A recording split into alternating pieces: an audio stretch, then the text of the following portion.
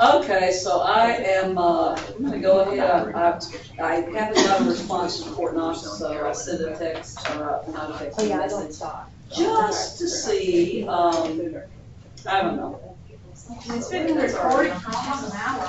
Yeah, I noticed that last time, so I don't know what's going on in Fort Knox, I don't know if they're getting locked out, I don't know if they're whatever, but I know it's 1:30 and it's time to start, so we're gonna start. I'll let you know after this class, because it's really up to Lori to, go and ask Lori if you have time, what she wants to do, because I'm thinking 5:45 is good. We have a meeting tonight and late. Okay, so. No, they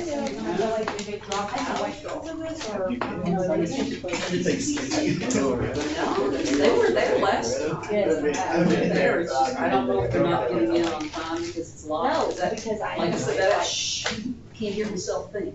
That happened to me when I was teaching out there. And not anything I'm thinking all that like lofty at this moment, but I will need to think in just a second. Thank you. Okay. All right, so, we had finished the Grothy brothers, right? Yeah, Because we had both of them dead, and we talked about that, so we finished the Grothy, right? So, well, I left it a quick minute, but I got notes from the other guy, so yes, I'm around the Rocky area. okay, so you guys know, I mean, Tiberius and Gaius Gracchus both had land as one of their causes. Gaius was gonna actually bring in food for the poor, and we're trying to allow the poor to have grain at lower than the market cost, maybe half off, maybe more. Wait a minute, it's today. It makes it go.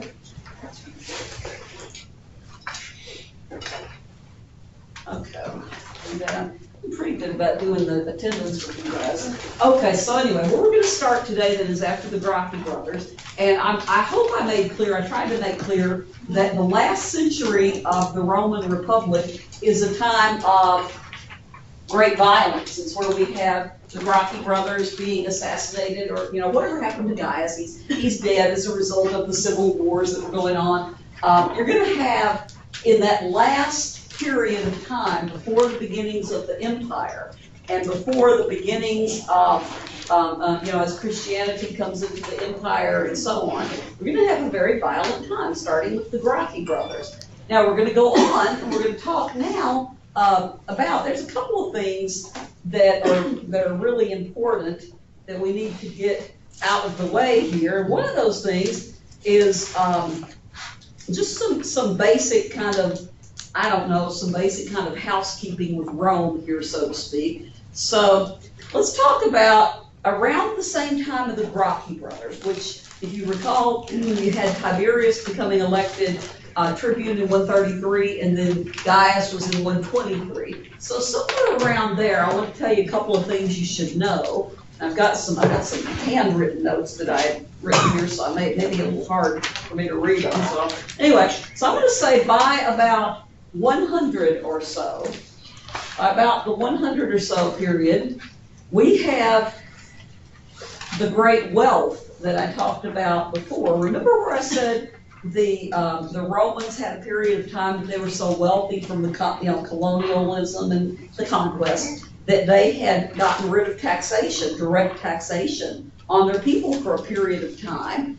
And we're going to see that we have, in this case again, many public buildings, okay, built by the government.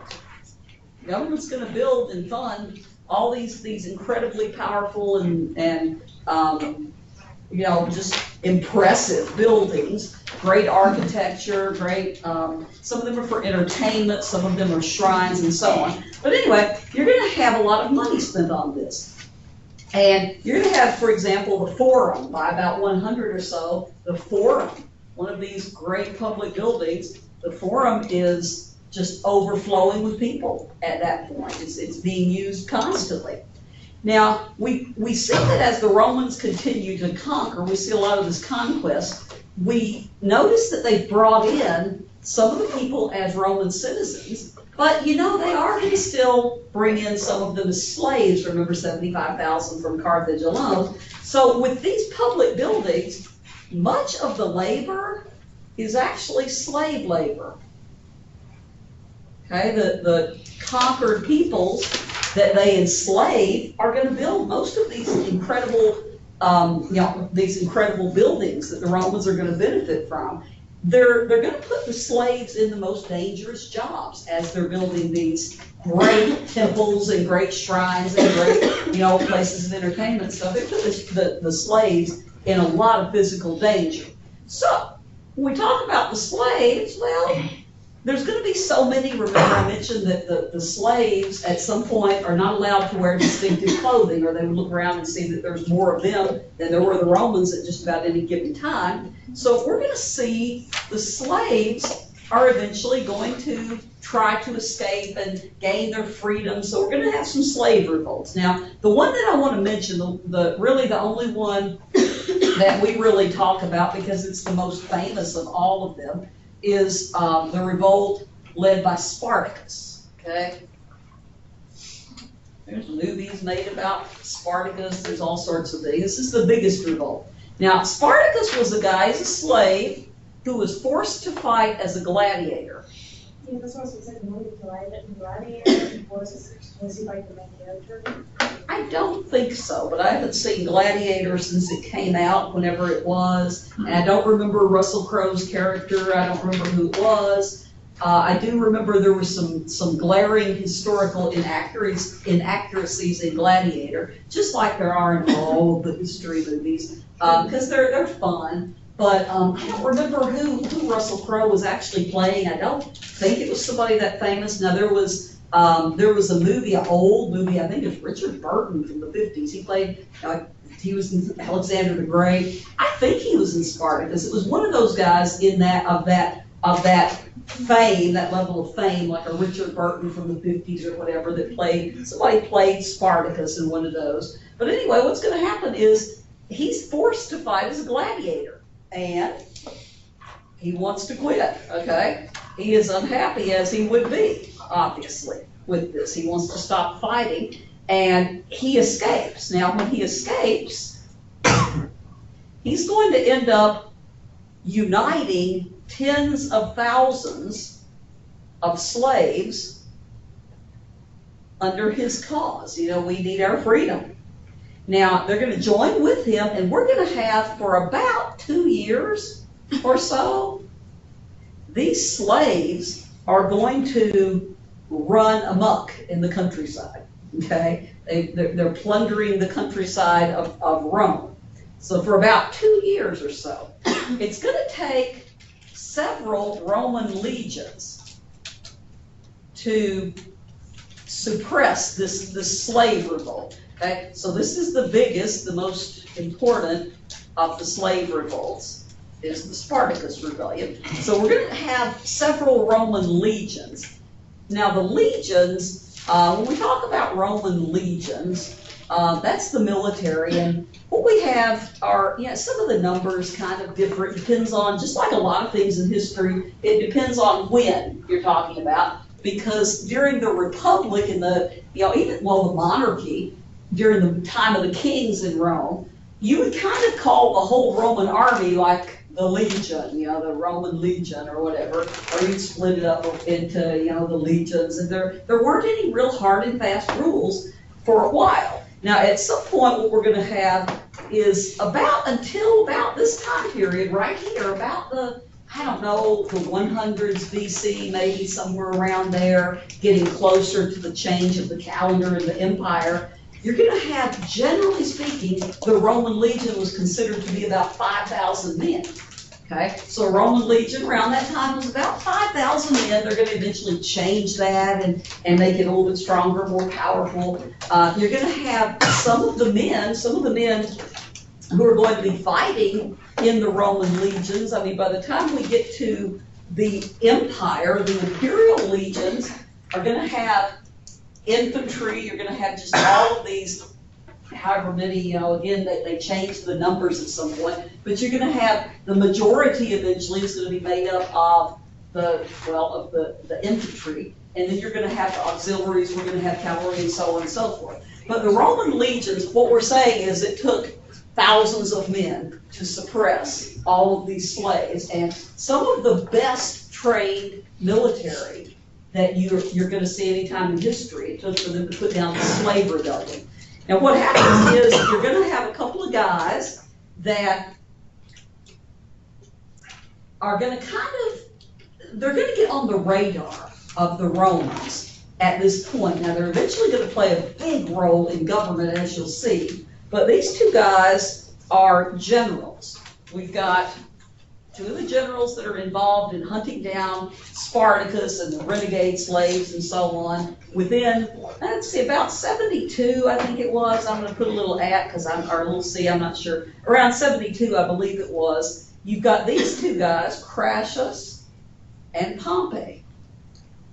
These guys are generals, and like I said, they are given the task of hunting down and killing these slaves, okay? So they're going to command, I don't know, I've read different sources. They're going to say it took maybe between 30 and 50,000.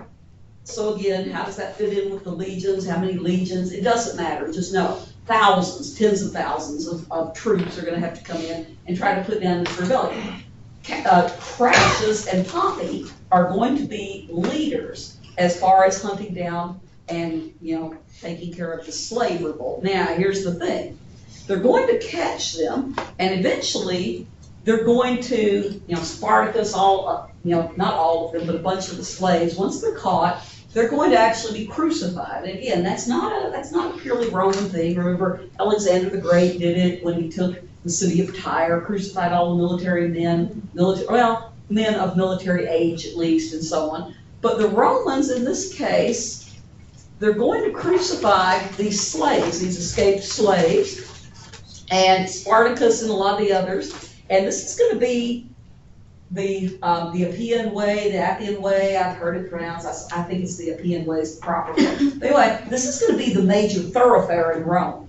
Okay, if you've ever heard the expression, all roads lead to Rome, okay? The Appian Way, this is the major thoroughfare. It's like, going through Elizabethtown, it's like I-65 or something. I mean, this is the major thoroughfare. And the Appian Way is going to be just absolutely just beside that road. You're going to see it if you were able to go back there and look at this, and none of us would want to. I'm certain of that. You would see just these thousands of men that have been crucified along that road. So it's horrific. It's horrific. Anyway, what happened is the Romans, as a result of all this, the Romans, just like a lot of people, just like American slavery, when we talk about the people who in the South who owned slaves, it wasn't most white people, but you had the plantations where you had many slaves on them, and you had the idea that the slaves knew their place or whatever. But at some point, the poor white people in the South and the slave owners in the South and everybody else, they sort of wake up and say, wait a minute, these slaves might not be all that peaceful. They might not want to be slaves. They might pose a danger to us. That slave revolt right there was what woke up the Romans as to the way that they're treating their slaves and so on. So anyway, we'll touch on that again, but I wanted to get the Spartacus rebellion out of the way. Now, here's where we get to the big guy. This is where we get to Julius Caesar, beginnings of Julius Caesar. Julius Caesar wants to be remembered as greater than Alexander, okay? That's kind of his goal. And Julius Caesar, along with Pompey and Crassus, all three of them were generals, okay? Generals. Now, let me get a little bit of the vocabulary out of the way here, okay? All three of these guys that we're going to talk about have this. It's called imperium. This is the right to command an army. It's just kind of a vocabulary type word. They all have imperium. Now remember we talked about some of the reasons for the failure and the fall of the Roman Republic, and one of those reasons was we had these power-hungry generals. Remember that? We talked about the generals. What did the generals do that we look back and we see that this was a very bad thing?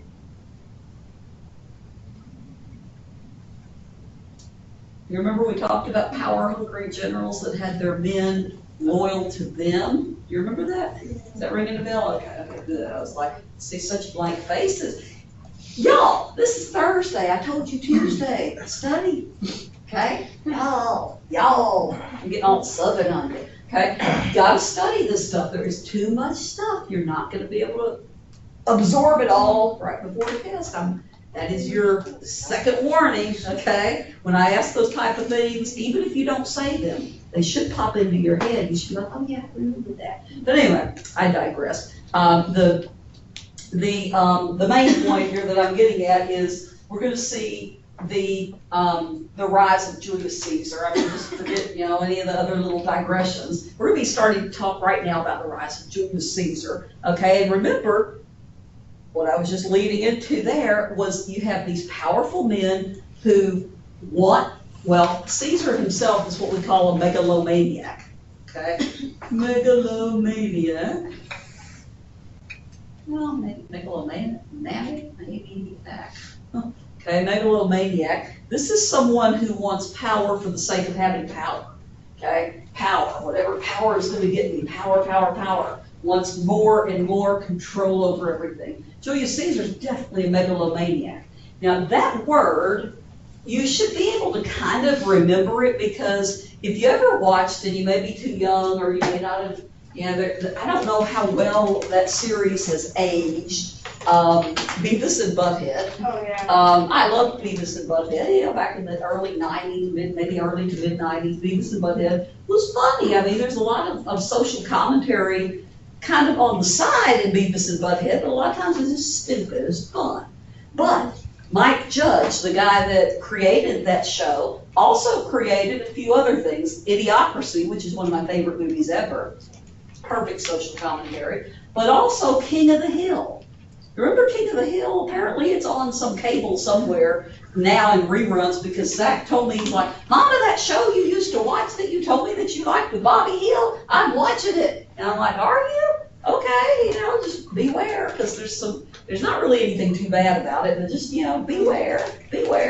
And he'll tell me, he's like, Mom, have you seen the one with Paddling Peggy? And he'll know these episodes. I love that show. Now, why do I bring that up? Mike Judge, creator of Beavis and Butthead, King of the Hill, and Idiocracy, and many other things. Mike Judge takes a swipe. This is where you can see kind of his hidden social commentary sometimes. He takes a swipe at Walmart in King of the Hill. It's a consistent swipe at Walmart, constantly in King of the Hill. If you remember King of the Hill, where do they shop?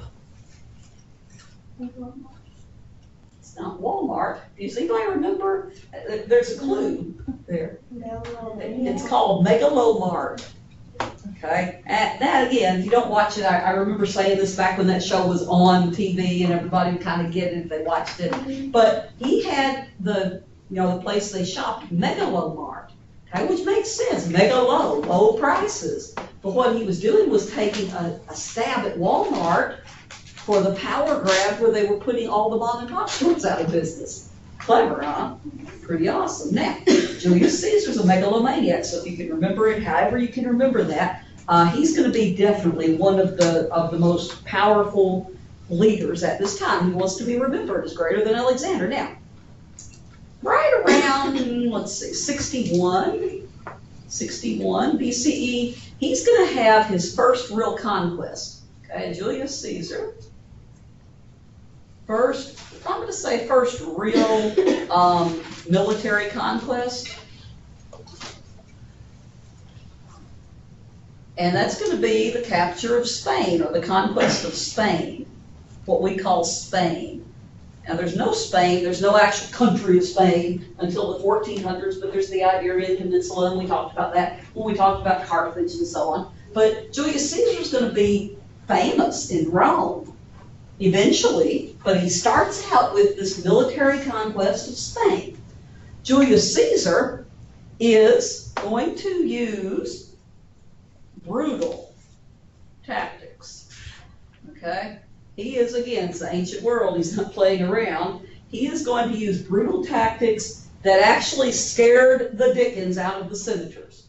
Okay, the senators were extremely nervous at this powerful general who was using such brutal tactics as he was going in and, doing things kind of like Pompey and Crassus and destroying the people that he conquered in some ways and offering them to become Roman citizens, and if not, slavery or death and so on. Anyway, he used a lot of brutal tactics. Now, what happens is he comes back as a powerful man, and the Senate is going to be very reluctant, but they are going to offer him the position of co-consul.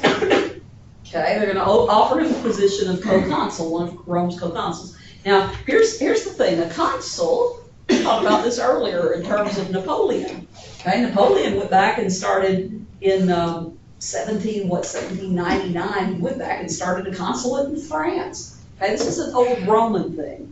A consul is the highest elected office in the Republic of Rome. Okay, so the highest elected office in the Republic, Roman Republic. You're going to have 2 consuls elected together at the same time yearly. They're going to serve 1-year terms, okay, 1-year terms. Now, this is a powerful position. Anybody who wanted power in the Roman Republic would have reason to be very happy as a co-consul. Well, Julius Caesar is not. Okay, to him, that's not enough power. He needs more, constantly more. So, in 60, okay, roughly about a year after he was in this position, in 60 BC or BCE, he comes together with these 2 former co-consuls, okay, other powerful men in Rome who had served as consuls. And these 2 guys I've already mentioned. They're both generals as well, Pompey and Crassus. Okay, Pompey the Great and Crassus. Now, what he proposes to them is, well, let me just spell it out really easily. Julius Caesar, Pompey, and Crassus, all 3 of them dislike, distrust, and would love to get rid of the Senate, okay? They don't like the senators. They think that the senators are corrupt, and they're not wrong, okay? So Pompey, Crassus, and Caesar, he says, we would make a wonderful alliance. We come together in a means that we can get rid of the power of the Senate. And what we do is we form an alliance. Now, the idea that Julius Caesar, Pompey, and Crassus have is called the First Triumvirate. Okay, so they set up this alliance. So the first, okay, there you go, triumvirate. Now, first of all, tri, we know that means 3. Okay, vir, what's vir again? It's Latin. What's it for? No, close, but not right. I know where you got it from. Let's put it that way, because you're thinking of like virility and that sort of thing. The descent viri, it means man. So vir, man. Okay, so we've got 3, and then the implications when you have the 8 at the end of it and stuff. The implications are this is not a committee, but a coming together of 3 men for a single purpose. Okay, that's literally how we can kind of it's kind of how we can translate that, or we can call it a 3-man ruling group. Now, this first triumvirate, okay, again, we've got the members. You need to know on the test. You need to be able to name the members of the first triumvirate. You need to know a little bit about it. Okay, so first of all, let me tell you this. At first, it is a secret alliance between or among the 3 men. Because they don't want the senators to know that they're planning to somehow, overpower the senators. They don't want to tell them that. So Pompey, Crassus, and Caesar come together in a secret at first. Now let me tell you what each man brings to this alliance. First of all three of them, as I've said a couple times, have imperium. What's imperium? Control an army, okay, generals, basically. You have the right to command an army. Now here's our triumvirate. We've got Julius Caesar, we've got Pompey, and we've got Crassus. So what are you each going to bring to the table for the group? In other words, why does he pick you guys, besides the fact that all three of you dislike the Senate? Well, here's what he's thinking and what they're thinking, okay? You've got Caesar being the politician. He's going to be charismatic. He's going to be popular with the people. The people are going to like Julius Caesar, okay? He is able to, as a politician, he's able to actually overthrow some of the senatorial candidates. In other words, he can win elections, okay? Politician, he has charisma, he can win elections, he can talk to the people. He's like, I used to be able to say, and then in modern, it's amazing. When you get a little bit older, you'll see this as well, if you're paying attention to the world around you. It's amazing how our views of things and our culture shift, okay? Because I used to say all the time, I was like, man, he's like a Bill Clinton. Everybody just loves Bill Clinton, and he's just this, guy that has charisma, and he had, when he was president, nothing would stick to him. I mean, whatever it was, he was just a great guy. Everybody just loved Bill Clinton, great politician. I met Bill Clinton, and he is a great politician, and all of that kind of stuff. Today, you have all this baggage attached to the Clintons, which, again, in my mind, I'm still thinking of the Clintons from the 90s, I guess. But anyway, when I say that, it's a compliment to Julius Caesar in my mind that he would, that he's that type of person that has the charisma, that can shake your hand and look you in the eye and make you think you're the only person in the room for just a second. He can beat people. He can win elections, okay? Now, Pompey is going to be really what's really happening here with Pompey. And you know what? I didn't leave enough room here. So I'm going to go down here and draw a line here talking about Pompey. Okay? Pompey is going to be really, his thing is the military. I mean, the fact that he's a general and he has command of a lot of troops and so on. He's going to be a strong military influence. But he also is going to be given, and this is the way I really mean to say given, Julius Caesar's daughter, okay? Julius Caesar's daughter, which, Julius Caesar, I don't know why that sounds funny, but it does, okay? Julia Caesar, okay, she's going to end up marrying Pompey, and that's going to unite Caesar and Pompey even more in their political alliance, but now they have a personal relationship when Caesar becomes Pompey's father-in-law. Now Crassus is the one that's kind of interesting here. Crassus is the one that has the money. Okay, I mean, not that any of them are broke or anything like that, but Crassus is considered to be one of the wealthiest men in Roman history. Okay, there's very few who are considered even close to his wealth. Now, the way that Crassus gets his money is not exactly ethical. I mean, he's gonna basically, I mean, I'm putting it in today's terms. This is not exactly what he would do, but some of the stories have him with his own private fire brigade, and they would come out to, if your house is burning or something, they would come out there. And he would say, well, you haven't paid your dues or whatever. And they would say, well, are you going to put my fire out? My house is burning. And he'd say, are you going to pay me? And then he would get, and then at some point, they would pay him. And then he would, a lot of times, buy the house back from them that was halfway or more so destroyed, rebuild it a little bit, and sell it for a profit. Okay.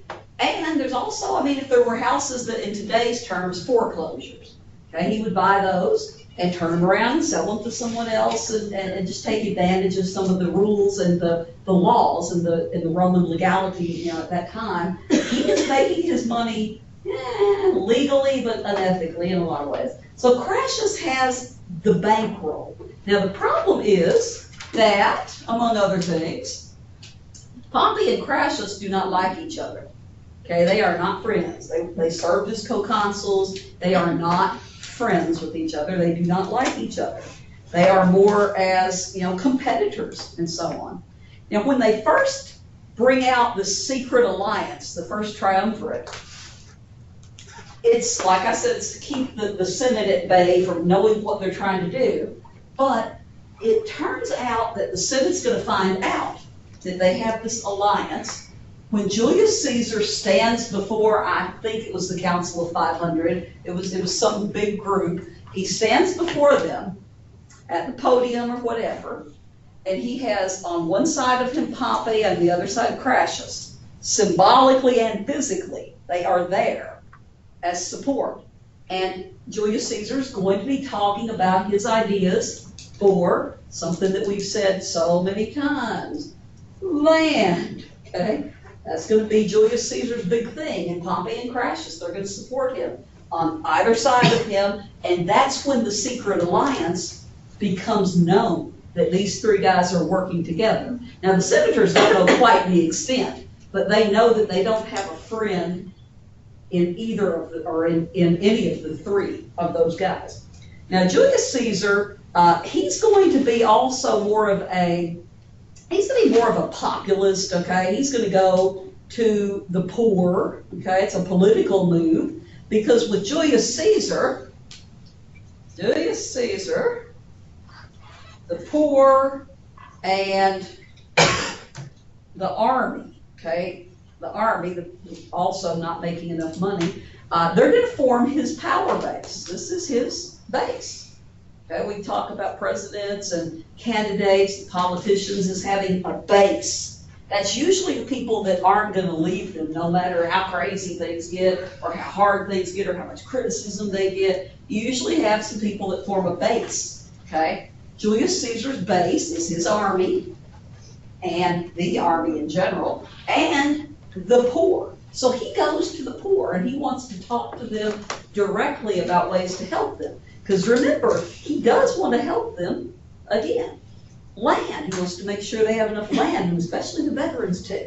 So he is, he's going to put a lot of effort into making sure that the poor know that he's on their, that he's on their side and so on. But after we have, hang on, make sure I don't leave anything over here.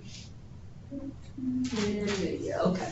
After about a year or so, we're going to see that this alliance is starting to crumble. Again, Pompey and Crassus don't like each other. At some point in here, within a year or so, Julia is going to die in childbirth. Okay, so that takes away the family bond between Caesar and Pompey. Pompey and Crassus, they're going to go their separate ways and so on. And Julius Caesar is going to use his clout to bribe these new consuls. Remember we talked about bribery last time as one of the things that we could point to and say there's a decline in moral standards? Mm-hmm. Julius Caesar's bribing the new consuls that are coming into office. So things are getting kind of rough. Well, what he asks when he bribes the new consuls is that he wants to have an army that is big enough to conquer Gaul. Okay, Gaul. This is going to be sort of like modern day, the area of modern day France, sort of. The borders are a little bit different, but yeah, close to modern day France. What he wants is he wants an army that is big enough to conquer Gaul. So from about 58 to about 51, he's going to be fighting the Gallic Wars, conquering this territory for Rome, okay? Now, he's going to lead the legions, his legions, into Gaul, when he conquers it, they're going to call it Roman Gaul, okay? And what he finds there, same as they found in France, same as or not France, Spain, the Carthaginians found when they conquered Spain, riches, right? We conquer you, we take your riches. Julius Caesar and his troops find in Gaul lots of riches. Now, one way that these generals are going to keep the men loyal to them instead of Rome is, hey, we go into Gaul. If you want to take some of the riches for yourself, please do. You know, feel free as long as you stay loyal to me, I'll have your back.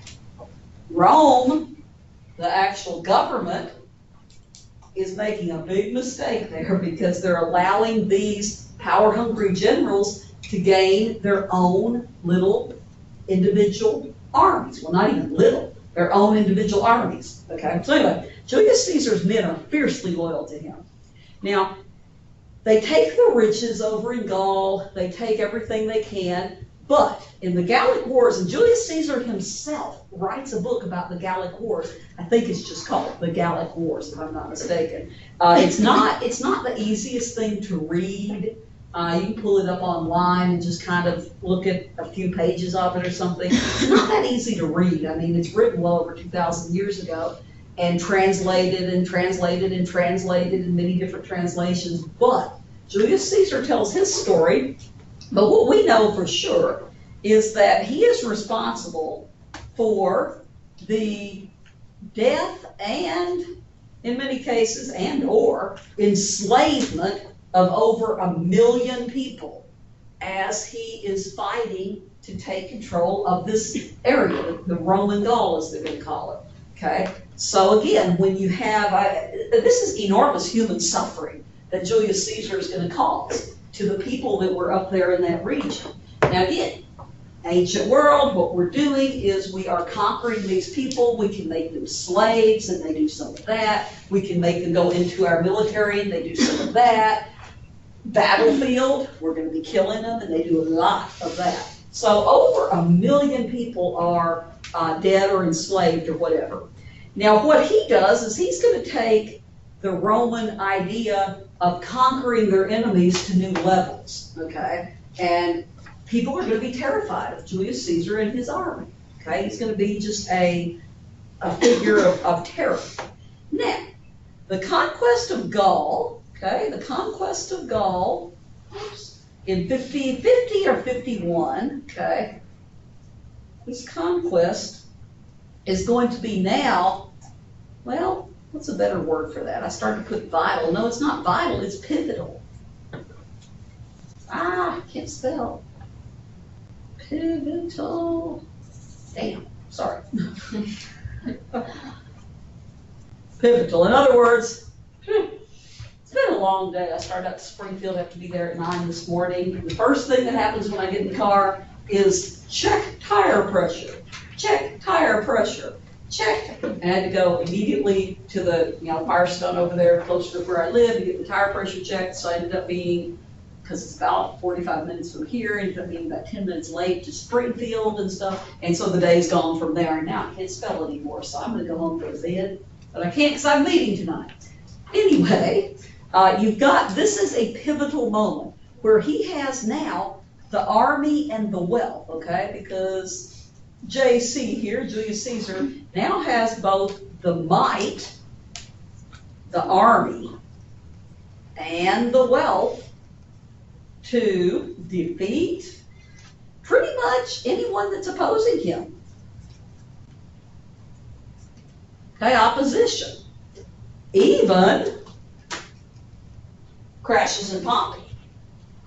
Okay, now what happens is Julius Caesar is out there gaining incredible fame as a conqueror. And that word, of course, is spreading all around the Roman territories. Pompey and Crassus are envious. They're jealous of Julius Caesar's fame, okay? They're envious and jealous. And what we see here, his idea is that he's taken over Gaul and so on for Rome.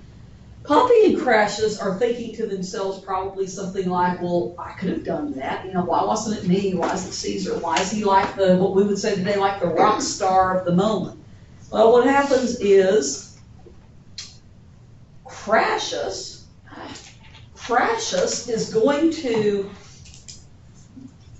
try for his own glory, okay? Crassus is going to be over in, let's see, in the east. He's fighting the Parthians.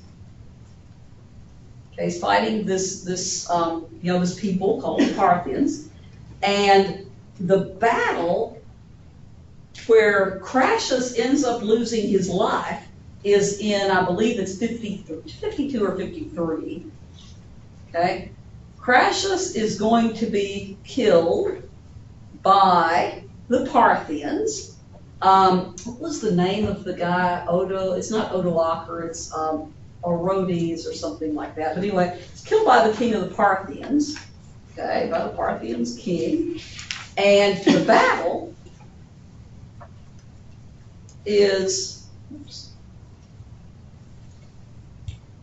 Is that how you spell that?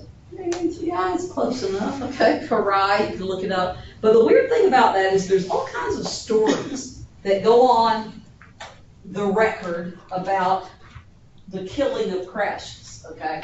Now, first of all, we know he's killed by the Parthians. We're pretty sure he's killed by the king of the Parthians. And we're certain, I mean, he's killed in these battles. So it's not just like some murder. I mean, it's a war thing. You're fighting a war. Now, there was a story, though, that circulates to this day in the history books and so on, that Crassus, after he was killed, that the king cut off his head, or one of the king's servants or somebody cut off his head and poured molten gold down his throat. Okay, that's just weird. Now, another thing, also having to do with his head, that we're pretty sure happened, was they took Crassus's head and put it, this is kind of gross if you think about it, but I mean, well, anything to do with somebody's severed head is going to be gross. But they take this guy's head and they use it as a prop in a Greek play that was put on by the Parthians. So they're using his actual head in a play that they're putting on. That we're pretty sure happened. Brutal. Do we need to remember that? What now? We need to remember that. Need what? Do we need to remember that?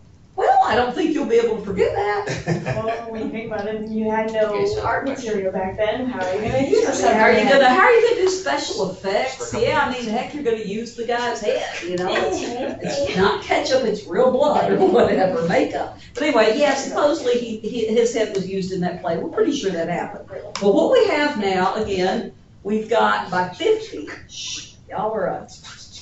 By about 50, we're going to have two new co-consuls, hostile to Julius Caesar. Pompey has distanced himself from Julius Caesar, which is interesting, because remember, they both hated the Senate, thought they were corrupt, wanted to get rid of them, and so on. Well, Pompey started distancing himself since Julia died, Crassus is dead, and the death of Crassus actually brings out the truth about the relationship between Julius Caesar and Pompey. Obviously, they're not really that close. I mean, Julius Caesar got along with both Pompey and Crassus. But once we have Crassus taken out of the mix, I always kind of say this, I always think of it this way. You have a tripod, or you have like a three-legged stool or something. What happens if you break one of the legs on the tripod or the three-legged stool? Everything goes down. Everything falls down, okay? So we have these three guys kind of balancing things out. Crassus is gone. And now, Julius Caesar and Pompey are battling, figuratively and then eventually literally, for control of Rome. That's what happens, okay? So, in, let's see, 50, a lot of material. That's why I say you got to study it a lot. Okay, in about 50 or so, we had our two new consuls, like I said, the co-consuls, and you're going to have Pompey start supporting the Senate. And that's one way that he distances himself. Now, in 49, by 49, you're going to have Julius Caesar, who now wants to come back and rule. He wants to come back and run for office in Rome. So he has this plan, okay, he plans to return to Rome for public office. I said yesterday in reference to something, I don't know what it was. Oh, I know, it was because there's a guy that I know who's gonna be running for some big, like, thing. I don't know whenever the next, that cycle is, but anyway, I'm thinking, why would anybody want to be a politician? Why? And then somebody was sitting out in the class and just did this, money. And I'm like, yeah, that's true, but is it really worth the heartache to be a politician? Well, Caesar's coming for the power, the wealth, the power, and so on. We have a lot of we call them public servants, and Jefferson and those guys, they are rolling over, kicking and screaming from their graves if they could, because they didn't believe that you should ever be elected to public office and make it a lifetime career. They believe you go, you serve, you actually serve the people, not yourself. Serve the people. This was the idea anyway. You serve yourself, and then you go back to your farm, go back to Monticello or somewhere you kind of, So anyway, that's not how it is through most of history, especially in the ancient world. It's not going to be quite that nice. So he says he wants to come back from Gaul. Okay, remember he's in Gaul at this time to run for office. Now his opponents say, no, Caesar, you can't run. There's a Latin phrase called in absentia, and you've probably heard it. If you don't, you may have, you may not have. But in absentia means that you can run for an office, or you can conduct a vote, or you can do something when you're not physically there.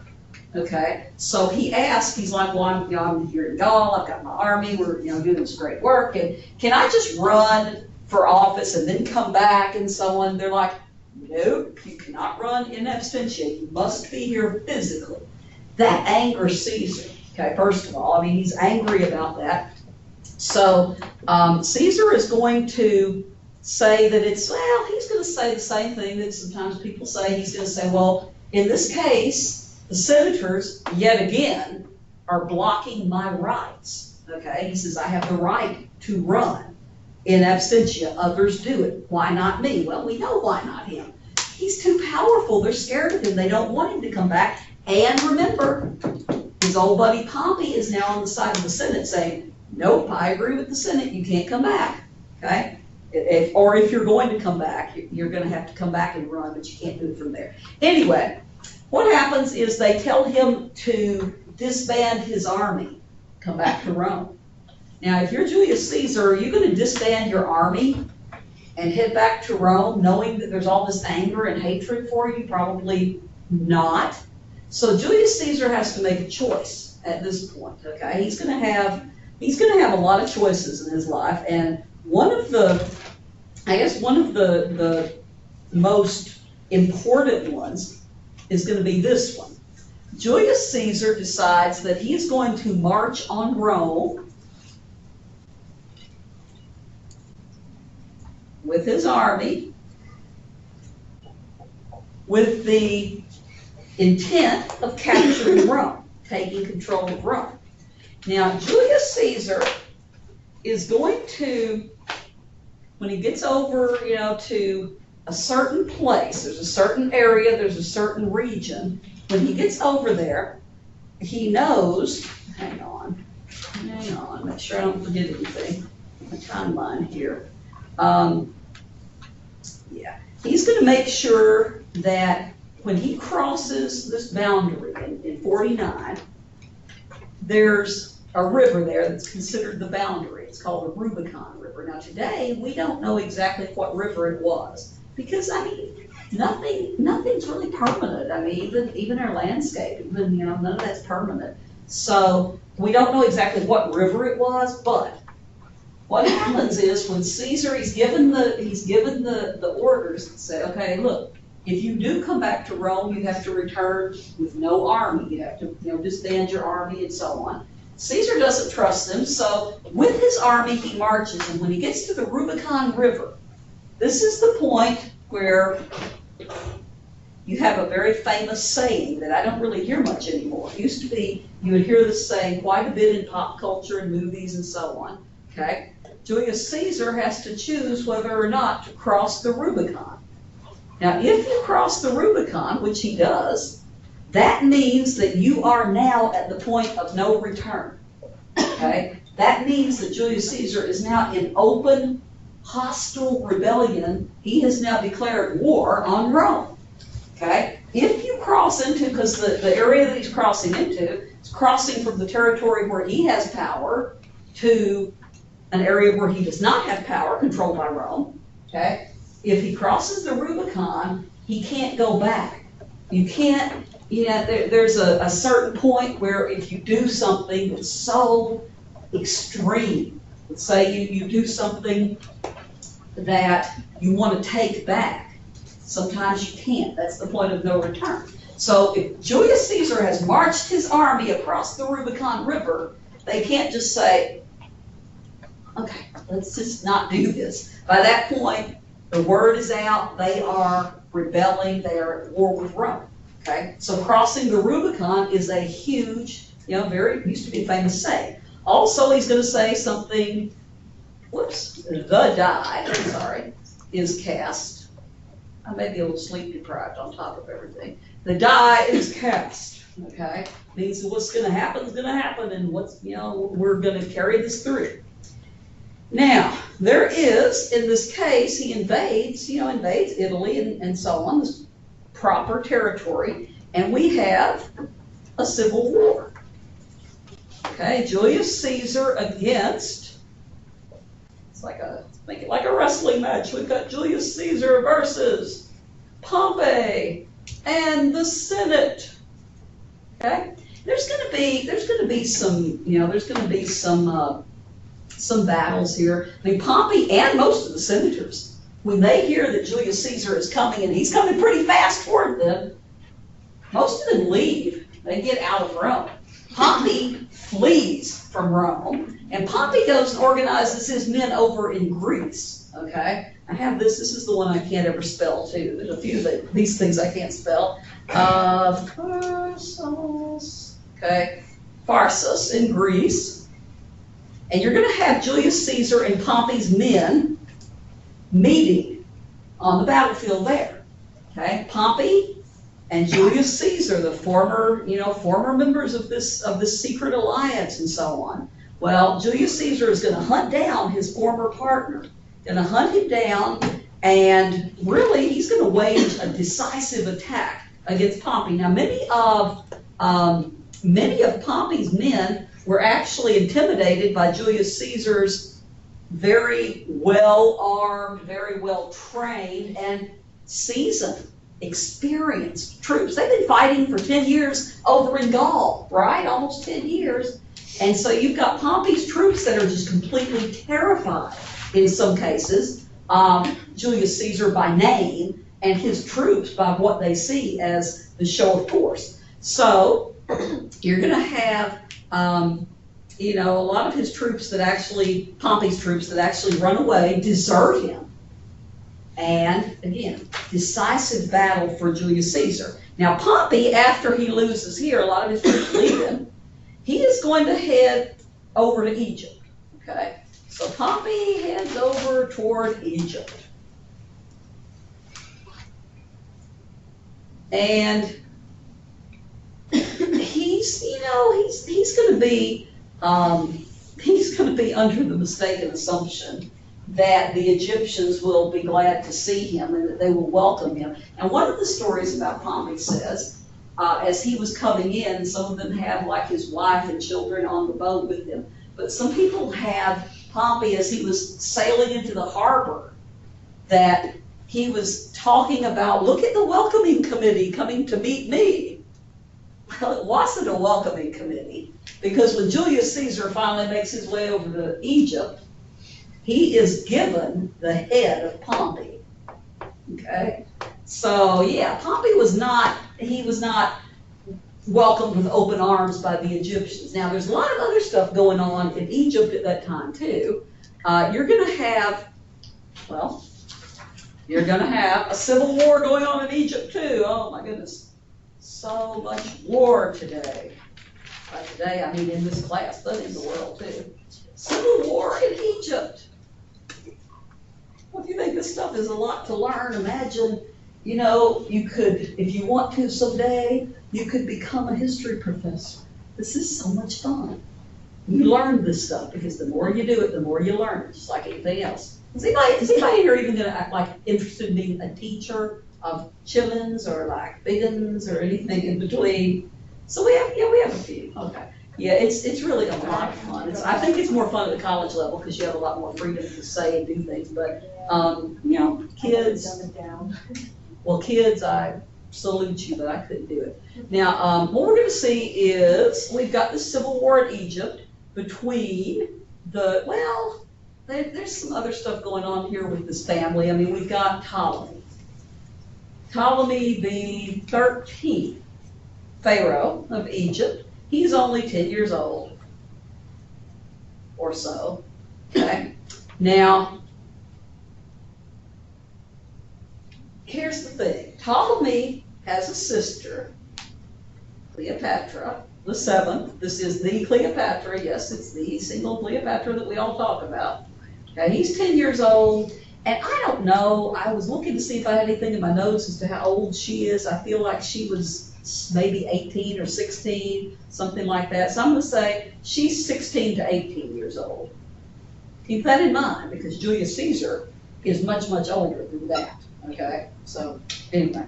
We've got these two, though, that are, and this is an Egyptian custom and tradition and whatnot to ally the power, but Ptolemy and Cleopatra are married to each other. It's just an alliance of power and so on. But now they're fighting. They're having a civil war, and it's not to have children. It's nothing like that. It's just simply for the power and so on. Now, you're going to have Ptolemy, the young Pharaoh, whatever, dealing with his sister, and you're going to have Cleopatra actually getting a pretty strong ally here because Julius Caesar is going to ally with her. But they put it monitored so Cleopatra was all the way up to her because her husband or brother was younger than her almost. Well, I mean, it wasn't a romantic thing, though. It was just an alliance, yeah. But anyway, she was, and again, it was for all of them pretty much. Because what they had done is their father, Ptolemy, it would have been Ptolemy the 12th, had actually willed his power, his throne, whatever, to both Ptolemy the 13th and his sister Cleopatra, and so on and so forth. But anyway, she is going to be very different from a lot of the women that are in the ancient world, okay? Cleopatra, she is going to be smart and well-educated.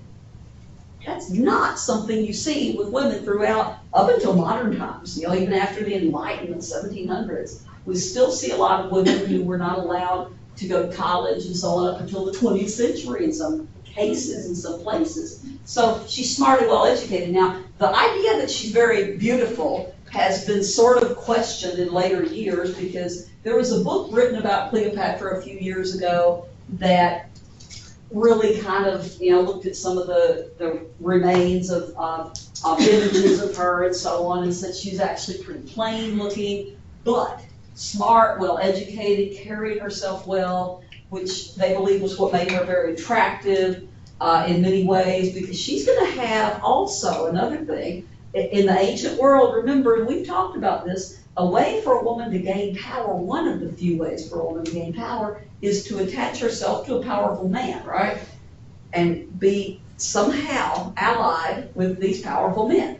She's going to start with Julius Caesar, and then she's going to have Mark Antony and, maybe Octavian and so on, at least 2 for sure of those 3. But anyway, she's smart, well-educated, something that is unusual at that time. Now, in 51 or so, Julius Caesar's over there somewhere around 51, I think it had all been going on, going downhill. But he's going to take the side of Cleopatra. Now, it's a civil war. It's kind of a family feud between her and her brother. But, I mean, it's turned into a real actual civil war. Now, the thing about Cleopatra, too, is she is comfortable with smart, wealthy, powerful men. She's used to being on that level in some ways. And again, very unusual for the ancient world. Most of these women in the ancient world are not going to be comfortable acting as an equal to someone like a Julius Caesar or whatever. Now, what we see here is that her brother, Ptolemy XIII, had her exiled because she was attempting to overthrow him. So she had been exiled by her brother because she was attempting a coup, she was trying to take over. Now, exiled from the main city, the capital of Alexandria. And she hears that Julius Caesar is there, that he's landed in Alexandria. And so she finds a way to meet with him. Now, this is one of those famous stories where Cleopatra, and this one we believe is true, Cleopatra is going to have to find a way to get herself to Julius Caesar. Okay? Now, people have all these different ways. If you want to meet somebody famous or whatever, you watch old movies. People would do all sorts of things. You watch old, like the Brady Bunch and some of those. There were always schemes to go meet somebody famous. Well, Cleopatra wants to meet Caesar to get his help with the Civil War. And so she is, well, at least we think, she's going to come up with this really kind of wild scheme. She has herself rolled up in a carpet and delivered to Caesar.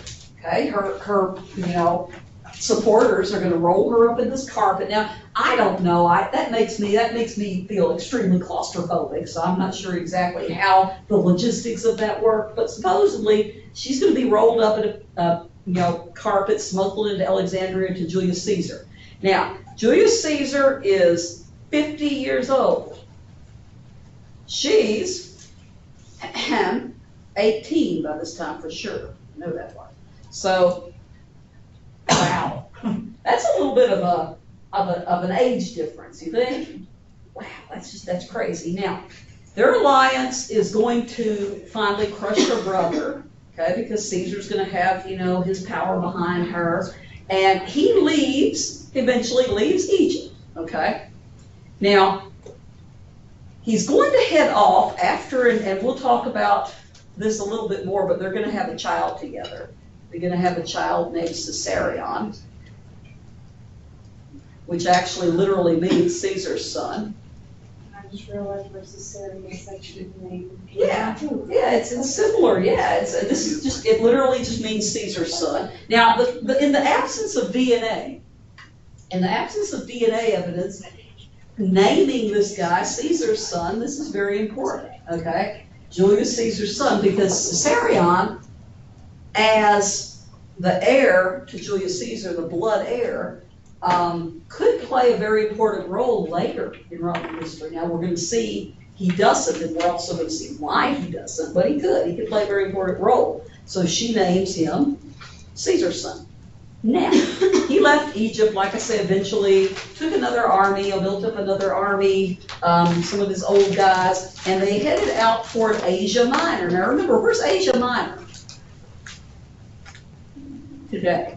Around Turkey. Yeah, it's Turkey. It's that area down there south of Russia. Okay, he's going to build up his army again, bring them together, and head out to Asia Minor. Okay, leaves Egypt. Somewhere, like I said, I don't know, it's somewhere around 47. Somewhere around 40. I'm good with dates, generally speaking, very good with dates. I mean, I would have a lot of trouble in history if I wasn't. But sometimes it's like, it's just close. Why don't make you memorize a lot of dates? There's no need to get bogged down with that to such an extent that you forget the story of the people that are involved. Anyway, he goes over there, and this is where he is going to take control of that region. Okay, the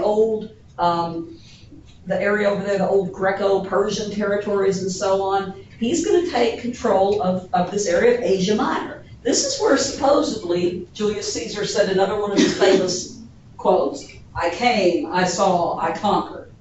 Okay, supposedly when he said that after taking most of Asia Minor and so on. Now, Julius Caesar is he's just on a upswing here.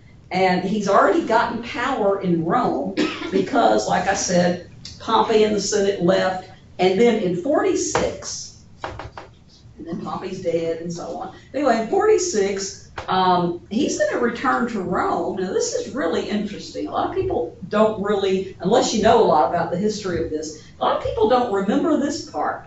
He's going to return to Rome with Cleopatra and their baby son.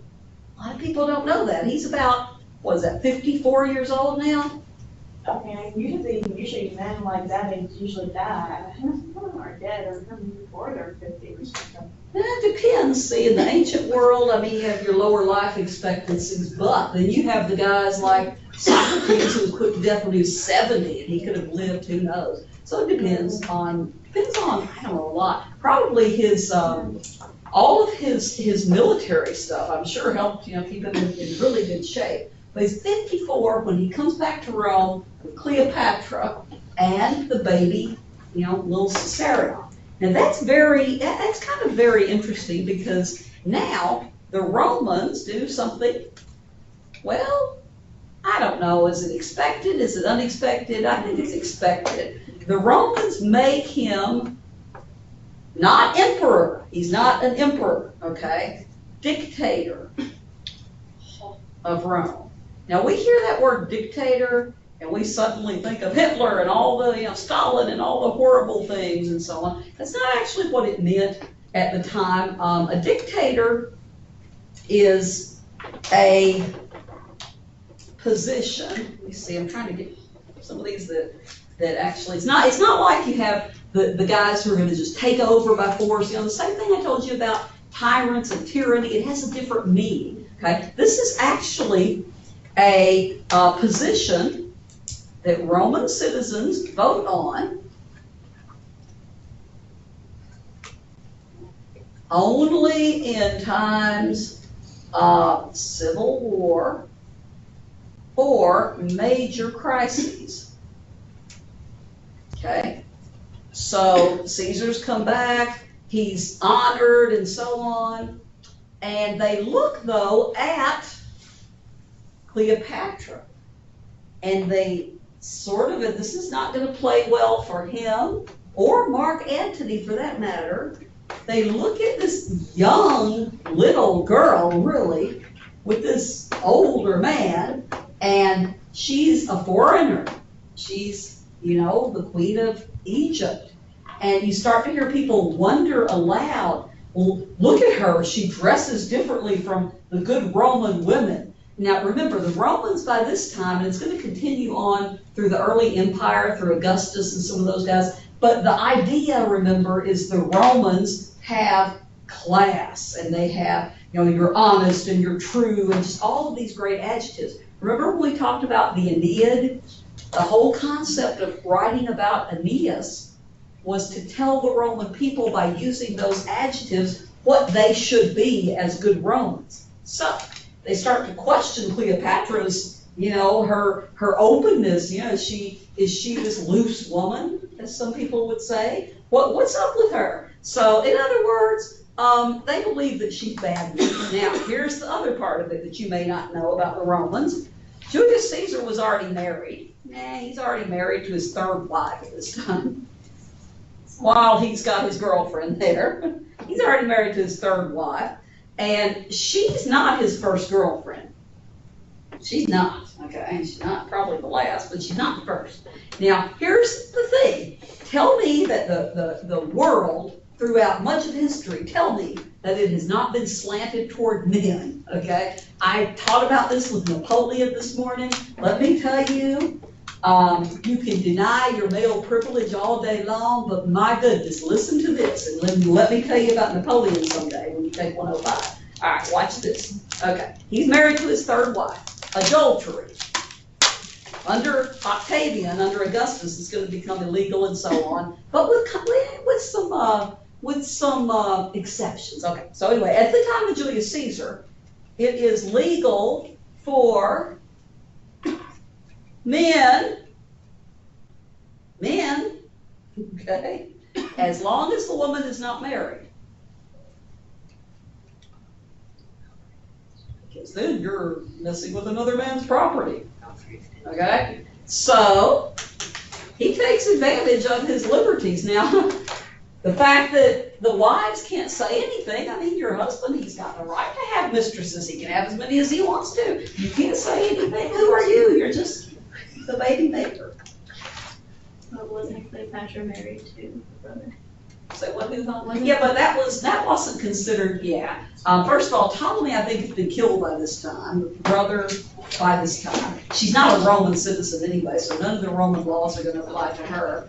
And, you know, Julius Caesar is not doing anything wrong in the eyes of the law because, you know, she's not a Roman citizen, even if she was married.